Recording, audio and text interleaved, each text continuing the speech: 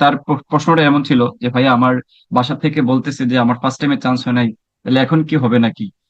আমি যদি আবার এটাও বলছে যে এতদিন পড়িস নাই, যদি পর সেকেন্ড টাইমে তোর চান্স পাওয়ার থাকতো তাহলে তো শুরু থেকেই পড়তি, মাঝখানে গ্যাপ দিলি কেন? সে আমার কোর্সে আছে, হোয়াট এভার।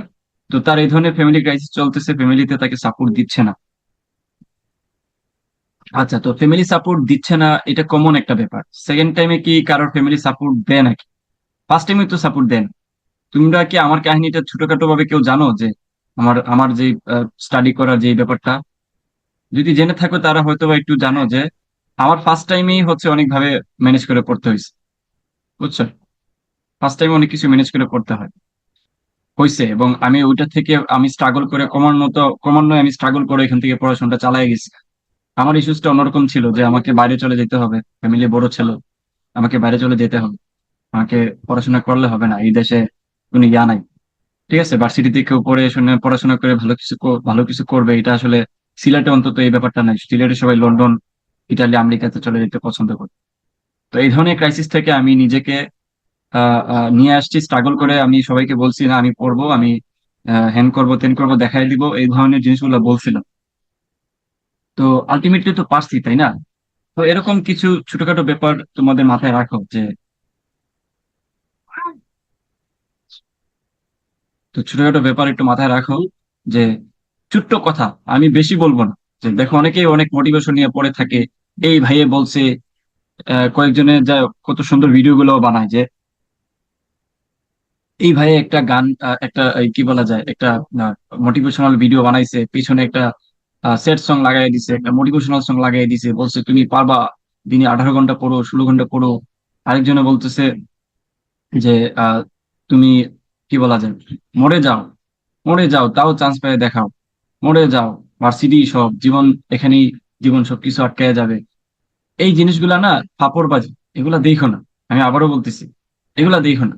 এগুলা দেখলে তোমার মাথায় আসলে একটা গ্যাঞ্জাম তৈরি হবে, হুদাই একটা মানে কোন কেন জানি একটা ব্যাপার স্যাপার। এখন আমাকে একটা জিনিস বলো, যে এই এই ধরনের জিনিস দেখে তুমি সাময়িক আনন্দ পাবা, সাময়িকভাবে মনে হয় যে আচ্ছা ওকে গুড, বাট পরবর্তীতে তুমি আসলে তুমি অন্যান্য রিলস যেগুলা দেখো, অন্যান্য ভিডিও যেভাবে দেখো, অন্যান্য এডাল্ট যে জিনিসগুলা দেখতে যে মজাটা লাগে, সেম গোস টু এখানে। এটা কোনো মোটিভেশন। তো দেখলে কোনগুলা দেখবে? ছোটখাটো ব্যাপারগুলা দেখবা। একটু বড় বড় মানুষের, যেমন এপিজে আব্দুল কালাম, আমি এই উনার ভিডিও, উনার কিছু কথা আমি ধারণ করতাম। বুঝতে পারছো? এপিজে আব্দুল কালামের নাম শুনছো সবাই? জি ভাইয়া। জি তো ভাইয়া, চিনি। হ্যাঁ, তো এই ধরনের যারা আছেন তাদের দুই একটা কথা মাথায় রাখো, দুই একটা কথা, যে মানুষ তার স্বপ্নের সমান বড়। স্বপ্ন হচ্ছে সেটা যেটা মানুষ ঘুমিয়ে ঘুমিয়ে দেখে, দেখে না, যেটা হচ্ছে জেগে জেগে দেখে সেটাই হচ্ছে স্বপ্ন। এই ধরনের কিছু জিনিস একটু বাচ্চামির মতো করে হইলেও মনে রাখো, যাতে তোমার ডিপ্রেশন আসলে হঠাৎ করে মনে হয় যে আচ্ছা, এপিজে আব্দুল কালামে তো এইভাবে করে পেপার বেচে বেচে উনি ভালো করছে। এই ধরনের কিছু কাহিনী একটু পড়ো। আমি একটু বই পাগল ছিলাম, তো আমি জানতাম যে কিভাবে কে কি করছে না করছে। আমি জানতাম যে মানুষ কত স্ট্রাগল করে বড় হয়েছে, যারা বড় হয়েছে তারাই সবাই স্ট্রাগল করছে। তো এটা শুধু জানলে হবে না, যারা বই পড়ে কিংবা যারা একটু গল্প টল্প পড়ে তারা মাথায় রাখে এগুলো।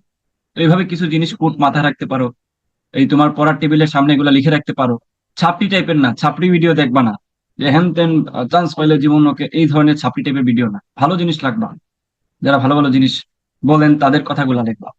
বুঝতে পারছো? তো এই জিনিসগুলো একটু তোমাদের পড়া টেবিলের সামনে লিখে রাখতে পারো। এগুলো হচ্ছে কাইন্ড অফ হচ্ছে তোমার মানে মোটিভেশন বলা যায়। এই সুশান্ত পাল টাইপ হচ্ছে তোমার মোটিভেশন, দু একদিন থাকে পরে থাকেন, হোয়াট এভার, আমি এগুলো নিয়ে আলোচনা করি না।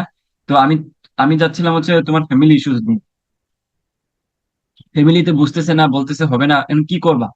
তো এখন অনেকের হচ্ছে সবার মেচুরিটি সেম থাকে না। আমি যেভাবে ক্রাইসিস হ্যান্ডেল করছি, তুমিও যে সেভাবে ক্রাইসিস হ্যান্ডেল করার তোমার ক্ষমতা আছে এমনটা তো নিশ্চয়ই না। তোমার দেখা যাচ্ছে যে তোমার প্রবলেম বেশি হয়ে যাচ্ছে, তোমার ফ্যামিলির উপর ডিপেন্ডেন্সি বেশি, তোমার খারাপ লাগে জিনিসগুলা।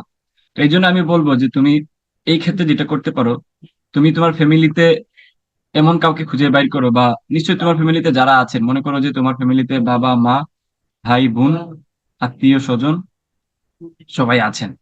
তো এখন তুমি তো জনে জনে যা বুঝাইতে পারবো না যে আমি পারবো, আমি পারবো। তারা আর বলবে যা বেটা তুই প্রথমবার পারিস না, এখন পারবি কেন? তো তারা হচ্ছে সহজ সরল মানুষ, তাদের কাছে আসলে ওইটা নাই যে সে চেষ্টা করলে পারবে। তারা সহজ সরল মানুষ, তারা ভাববে যে সে প্রথমবার পারে নাই, ফেল করছে, সে আবার পারবে নাকি। তো তাদেরকে বোঝানোটা টাফ তোমার জন্য। তো আমি বলবো যে এইসব ক্ষেত্রে তোমার যেটা হচ্ছে মানে তোমার হাতে যেটা আছে সেটা হলো একটু একটু নীরব দর্শক হয়ে যাও, ঠিক আছে? একটু ওই যে ভাবলেশহীন আছে না মানুষজন, যাদের কোনো কথার আনসার না দাও, যদি পারো এদের কাছ থেকে দূরে চলে যাও, কোনো মেসে উঠে যাও, বা অন্য কোনো জায়গায় চলে যাও যেখানে তুমি নিজে নিজে থাকতে পারবা। দরকার হয় যদি নিজে টিউশনও করাইতে পারো কোনো জায়গায়, ওইখানে চলে যাও যে তুমি টিউশন করাবা, বাকি সময় পড়বা। তাও ফ্যামিলি থেকে একটু দূরে থাকার চেষ্টা করো। আর যারা ফ্যামিলি থেকে দূরে থাকতে পারতেছো না, তারা একটা ফ্যামিলিতে একটা রুম বাইর করো, বা একটা জায়গা বাইর করো, একটা স্পেস বাইর করো। তোমরা কি আমার কথা শুনতে পাচ্ছ? একটা জি স্পেস বাইর ভাইয়া। করো। হ্যাঁ, যেটাকে বলা হচ্ছে পার্সোনাল স্পেস। ঠিক আছে? পার্সোনাল স্পেস বের করো, যেটা হচ্ছে তোমার, তুমি ছাড়া এখানে আর কেউ আসলে এখানে থাকবে না, বা যেই থাকে সে মাঝে মধ্যে আসবে, সবসময় তাদেরকে পাবা না। অর্থাৎ ফ্যামিলি থেকে একটু দূরে থাকো, ফ্যামিলির প্রবলেম থেকে দূরে থাকো, ফ্যামিলির ব্যাপার স্যাপার থেকে দূরে থাকো। তোমার মাথা যাতে থাকে হচ্ছে শুধুমাত্র কি, তোমার মাথা যাতে শুধুমাত্র থাকে সেকেন্ড টাইম, সেকেন্ড টাইম থাকে আরেকটা, আরেকটা কোড যাতে তোমার মাথায় বেশি অংশ থাকে। সেই কোডটা কি বলো তো? সেই কোডটা হচ্ছে এই যে, একটা কোড যাতে তোমার মাথায় অলওয়েজ থাকে। সেই কোডটা কি বলো?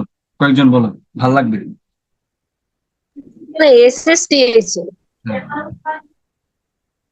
এসএসটিএইচএফ, এসএসটিএইচএফ মানে কি জানো তোমরা? এই ভাইয়া মুহূর্তে শর্টকাট